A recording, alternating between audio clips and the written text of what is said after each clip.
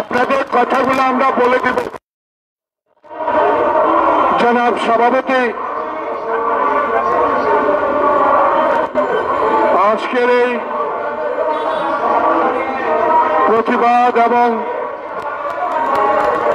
সরকারের কাছে, অন্তর্বর্তীকালীন সরকারের কাছে কিছু কথা, কিছু দাবি, কিছু বক্তব্য বাংলাদেশ যে সভার আয়োজন করেছেন সম্মানিত সভাপতি,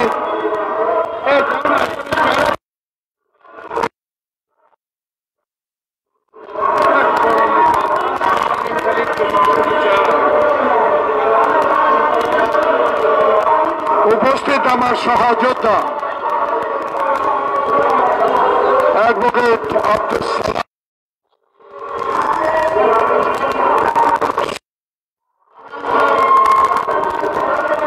আমাদের রহমতুল্লাহ সিরাজি সহ সকল নেতৃবৃন্দ, প্রিয় উপস্থিতি, প্রিয় সাংবাদিক বন্ধুগণ, একটু পরে পবিত্র জুম্মা, আপনারা এই প্রখর রৌদ্রতাপ উপেক্ষা করে সংবাদ সংগ্রহ করার জন্য অপরাজয় বাংলাদেশের পক্ষ থেকে আপনাদেরকে আন্তরিক ধন্যবাদ জানাচ্ছি। প্রিয় বন্ধুরা, রহমত, শুভ এবং সালাম এই সরকার নয়, বিগত হাসিনা ফাঁসির সরকারের বিরুদ্ধে বাংলাদেশের অধিকার আদায়ের সংগ্রামে যে অবিচল আস্থার সহিত রাজপথে কাজ করেছেন,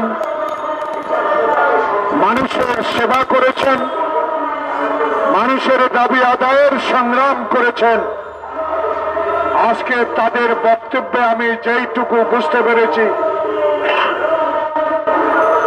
আমি সংক্ষিপ্ত আকারে এই সরকারের উদ্দেশ্যে কয়েকটি কথা বলে আজকে সবার কাজ শেষ করব।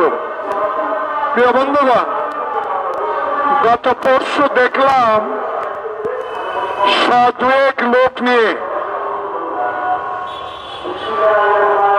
এনসিপি নির্বাচন কমিশনের পদত্যাগ এবং স্থানীয় সরকার নির্বাচনের দাবিতে বিক্ষোভ সমাবেশ করেছে। আবার গত কয়েকদিন ধরে ঢাকা দক্ষিণবাসী তাদের প্রিয় নেতা ইশরাককে আদালতের রায় অনুসারে শপথ বাক্য পাঠ করার জন্য দক্ষিণ ডিসিসি ভবনের সামনে অবস্থান নিয়েছেন। তার কদিন আগ থেকে সবচেয়ে পবিত্র স্থান, যে বিশ্ববিদ্যালয় থেকে এই সকল নেতা আমরা লেখাপড়া শিখে আজকে জনসভা করার জন্য আপনাদের সামনে উপস্থিত হয়েছে, সেই বিশ্ববিদ্যালয়ে ছাত্র সাম্য নৃশংসভাবে খুন হয়েছে। ছাত্রদল প্রতিবাদ করে যাচ্ছেন। প্রতিনিয়ত এই প্রেস ক্লাবের সামনে হাসিনা ফ্যাসিস্টের বিরুদ্ধে অনেক ছোটখাটো রাজনৈতিক দল বলেন, পেশাজীবী সংগঠন বলেন, সবাই ইউনূস সরকারের কাছে তাদের দাবিগুলো পেশ করছেন। কিন্তু সমসাময়িক রাজনীতিতে গতকালকে আমাকে বিস্মিত করেছে, আমাকে আপ্লুত করেছে। একজন স্বাধীনতা যোদ্ধা হিসেবে গতকালকে আমি সবচেয়ে বেশি মনোকষ্ট পেয়েছি। 1971 সালে খালি পায়ে যুদ্ধ করে দেশ স্বাধীন করেছি। যেই দেশে থাকবে না বৈষম্য, যেই দেশে থাকবে গণতন্ত্র, যেই দেশে থাকবে একটি নির্বাচন, যেই নির্বাচনে দিনে হবে, সেই দেশের জন্য আমরা স্বাধীনতা এনেছিলাম। শহীদ প্রেসিডেন্ট জিয়াউর রহমানের স্বাধীনতা ঘোষণার মধ্য দিয়ে 54 বছর পরেও বাংলাদেশে এমন কয়েকটি রাজনৈতিক দল ক্ষমতায় ছিল যারা বাংলাদেশের মানুষের অধিকারকে ধূলিসাৎ করে দিয়েছে, ক্ষমতায় টিকে থাকার জন্য গণতন্ত্রকে গলা টিপে হত্যা করেছে, আয়নাঘর তৈরি করেছে, কারাগারে নিয়ে আমাদেরকে অত্যাচার করেছে। বাংলাদেশে সবচেয়ে বেশি জঘন্যতম কাজ করেছে শেখ হাসিনা ওয়াজেদ। বাংলাদেশের ক্ষমতায় টিকে থাকার জন্য বাংলাদেশের স্বাধীনতা যুদ্ধকে তার পারিবারিক সম্পদ বানিয়ে বাংলাদেশে ক্ষমতায় টিকে থাকার চেষ্টা করেছিলেন।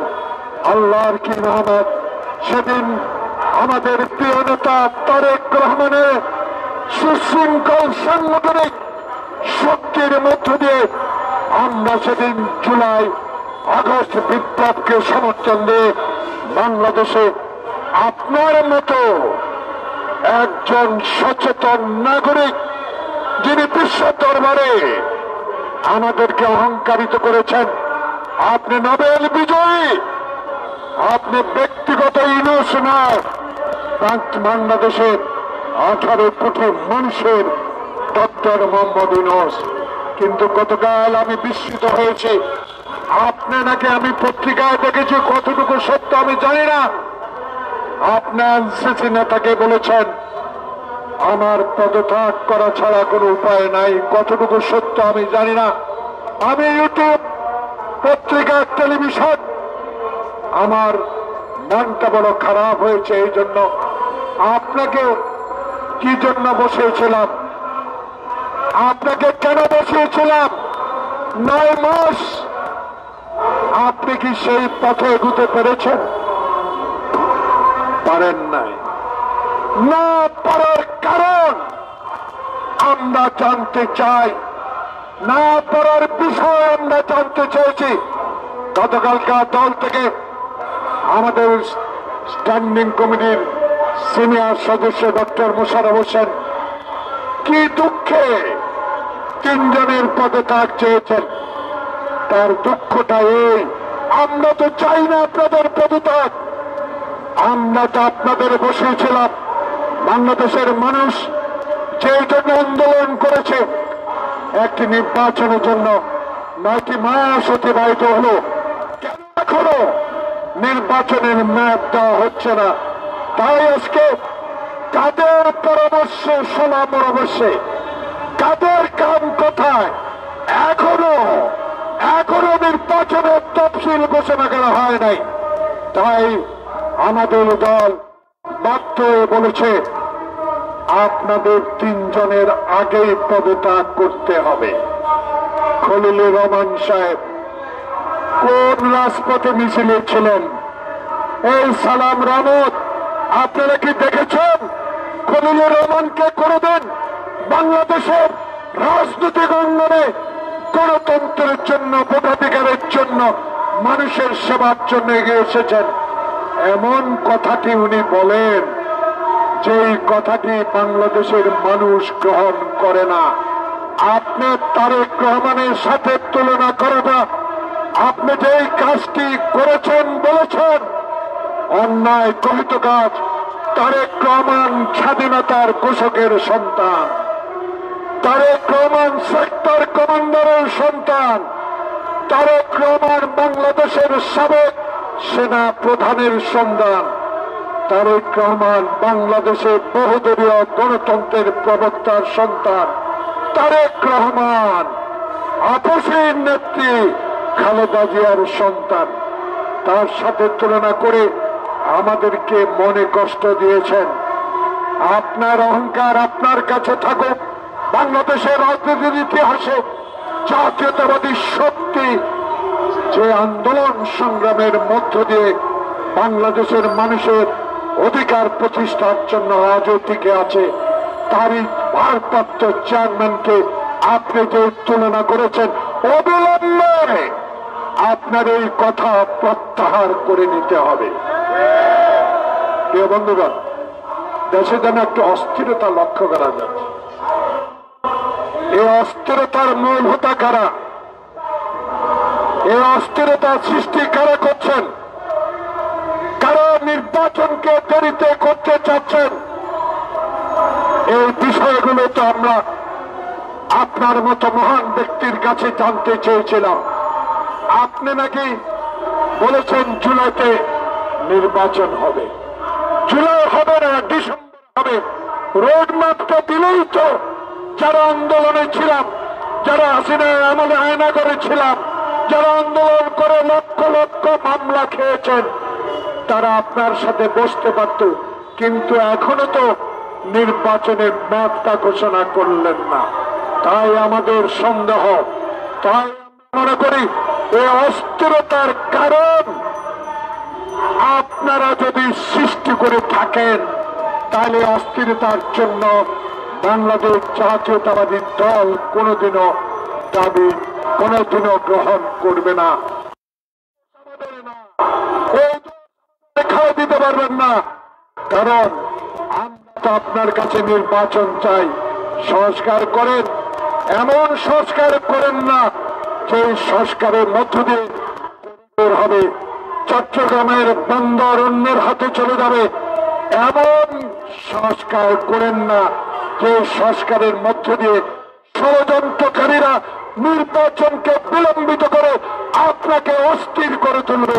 তাই আপনি অস্থিরতা কাটাতে হলে আপনাকেই অচিরে আজকে কাউকে পরশুর মধ্যে হলেও আপনাকে নির্বাচনের তফসিল ঘোষণা করতে হবে। প্রিয় বন্ধুগণ, তাই আজকে আমরা রাস্তায় যেতে চাই। আমরা রাস্তায় ছিলাম। আপনি যদি এই অস্থিরতার কারণে এই নন্দিত লোকটি নিন্দিত হয়ে বিদায় নেন, আমরা মনে কষ্ট পাব। ইতিহাসে আপনার নামটি সংজ্ঞা করে লেখা থাকুক, আপনি শাহাবুদ্দিনের মতো একটি নির্বাচন দিয়েছেন, আপনি দিনের ভোট দিনে করেছেন, আমার ভোটাধিকার আপনি প্রতিষ্ঠিত করেছেন। ইতিহাস লেখা থাকবে, সেই ইতিহাসে আপনি আমাদের গ্রহণযোগ্য ব্যক্তি হিসাবে আমাদের ভবিষ্যৎ প্রজন্ম আজকে আপনাকে নিয়ে অহংকার করতে পারবে। অনুরোধ, অনতি বিলম্বে এই তিনজনকে উপদেষ্টা পরিষদ থেকে আপনি চিঠি দিয়ে দেন, অনুরোধ করেন তারা যেন নিজেই পদত্যাগ করে, নাহলে তিনজনকে এই উপদেষ্টা পরিষদ থেকে আপনাকে বিদায় করতে হবে। বাংলাদেশে অবিলম্বে মানুষের আশার একটি নির্বাচনের তারিখ ঘোষণা করবেন। এই বলে আজকে এখানে শেষ করছি। আল্লাহ হাফেজ। বাংলাদেশ জিন্দাবাদ, তারেক রহমান জিন্দাবাদ। Immigration to Canada. We provide the best quality service and solution for Canada immigration. Please visit our website and contact for details.